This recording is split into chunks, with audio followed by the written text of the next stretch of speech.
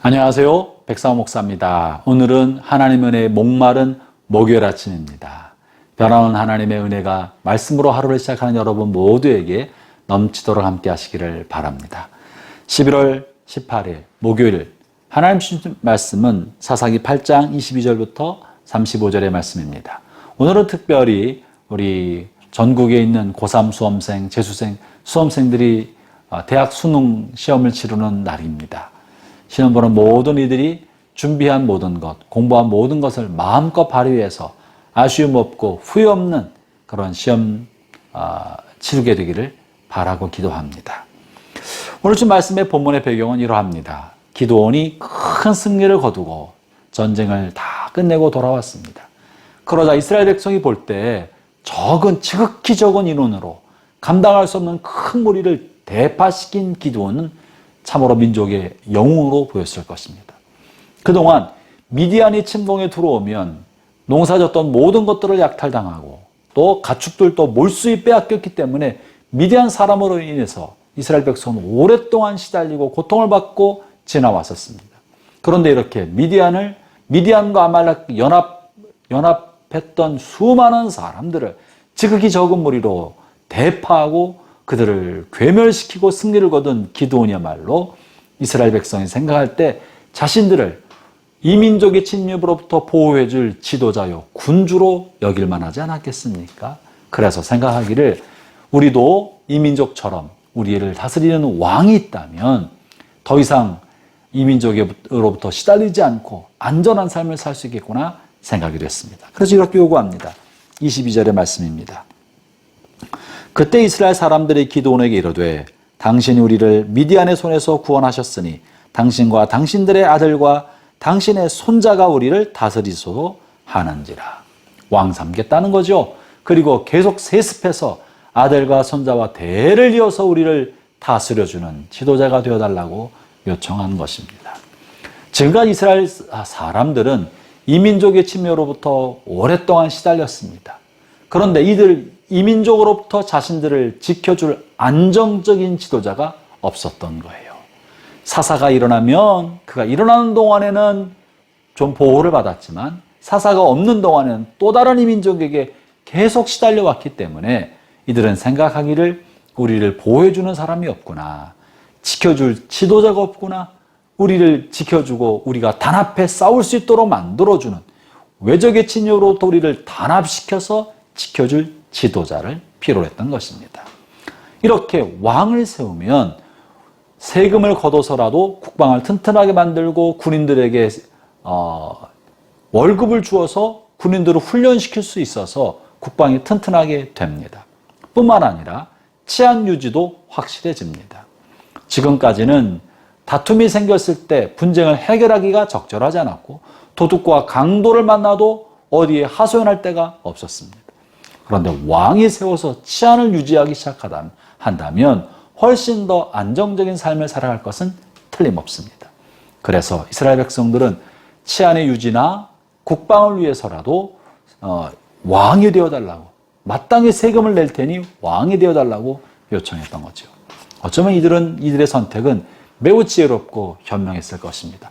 그런데 기드온을 통해 말씀하신 하나님의 음성을 들어볼까요? 어떻게 반응했습니까? 23절입니다. 기드온이 그들에게 이르되 내가 너희를 다스리지 아니하겠고 나의 아들도 너희를 다스리지 아니할 것이요 여호와께서 너희를 다스리시리라 하니라. 기드온은 스스로 왕이 되는 것을 거부했습니다. 왕의 지도력이 없었기 때문에 그랬던 것도 아니고요. 통치가 두려워서 그랬던 것도 아닙니다. 기드온은 탁월한 용사요. 사람들을 화합시키는 탁월한 외교술과 정치력을 가지고 있었던 사람입니다. 그럼에도 불구하고 왕의 자리를 거부했던 까닭은 이스라엘은 하나님이 왕이시라는 것을 확실했기 때문에 그런 거예요. 하나님이 왕이심으로 하나님이 직접 다스리지 사람이 하나님을 대신하여 왕 노릇할 수 없다는 것이 기드온의 믿음이었고 또 당시 하나님의 뜻이었습니다. 그러면 왜 하나님께서는 이스라엘 사람들을 위하여 왕을 세우지 않고 하나님이 다스리기를 원하셨을까요? 여러분, 하나님이 왕이 세우면 국가는 안정적으로 운영될 수 있었지만 하나님이 원하시는 것은 보이지 않는 하나님, 그 음성을 들을 수 없고 하나님 얼굴을 배울 수도 없는 이 불완전하고 불확실한 것처럼 보이는 이 믿음을 지키기를 원하셨던 거예요. 하나님은 우리가 무언가 눈에 보이는 가시적인 대상을 두어서 확실한 무엇을 가지면서 신앙생활하기보다는 하나님에 관한 신뢰로 보이지 않고 하나님의 음성을 들을 수 없어도 하나님을 향한 절대적 신앙, 하나님을 향한 절대 의존의 신앙을 갖기를 원하셨던 것입니다. 모호함과 불확실함 속에서도 하나님을 의존하고 신뢰하는 신앙이 참 신앙입니다. 하나님은 이스라엘이 그것을 갖기를 원하셨던 것입니다. 이 안정적인 시스템보다 불확실하지만 하나님을 향한 절대 의존과 절대 신앙으로 이스라엘 백성이 살아갈 때 그들은 하나님의 은혜의 돌봄 아래 자유롭고 이미 하나님 주신 율법의 말씀을 가지고 있으니 자신의 삶을 어떻게 살아야 할지 스스로 그것이 규범이 되고 법이 되어서 자율적이고 능동적으로 살 수 있기를 하나님이 원하셨던 것입니다. 형제자매 여러분, 여러분 어떻습니까? 여러분은 하나님의 은혜 아래 하나님의 법을 스스로 즐겁게 따름으로 세상의 억압과 압제와 제재로부터 참으로 자유로운 삶을 살고 있습니까? 주께서 우리 위해 십자가 달려 죽으시고 우리에게 성령을 주심으로 하나님 우리를 자유케 해주셨습니다. 누구든지 성령이 머무는 곳에는 자유함이 있다고, 모든 율법으로부터 죄악의 속박으로부터 자아로부터 우리를 벗어나게 하셔서 우리에게 참 자유를 주셨습니다. 이 자유는 마음대로 하는 방종이 아니라 성령의 법에 따라 스스로 절제하고 스스로 바른 선택을 할 수 있는 용기와 또 방향을 가르쳐 주시는 하나님의 은총입니다. 그런데 우리가 자율적으로 능동적으로 성숙한 삶을 살지 아니하고 우리가 누군가에 의존하고 또 시스템과 제재의 테두리 안에 스스로 가두는 것을 하나님께서는 원치 않았던 것이죠.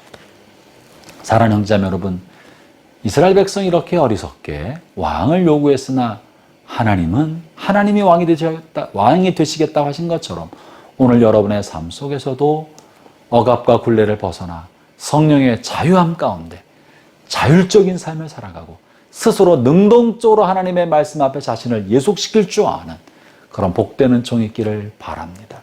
하나님은 때로 우리를 불확실함과 모호함, 안개 속에 던져두시지만 그것은 하나님이 돌보지 않기 때문에 그런 것이 아니라 우리 눈에 하나님이 보이지 않아도 하나님을 의존하며 우리가 자율적으로 따라 살기를 원하기 때문에 그러한 것입니다. 오늘 또 스스로 하나님이 종이 되어서 하나님의 말씀에 따라 살아가는 은혜가 함께 하시기를 바랍니다. 기도하겠습니다. 하나님 아버지 감사합니다. 주님 우리에게 참 자유를 주셨습니다.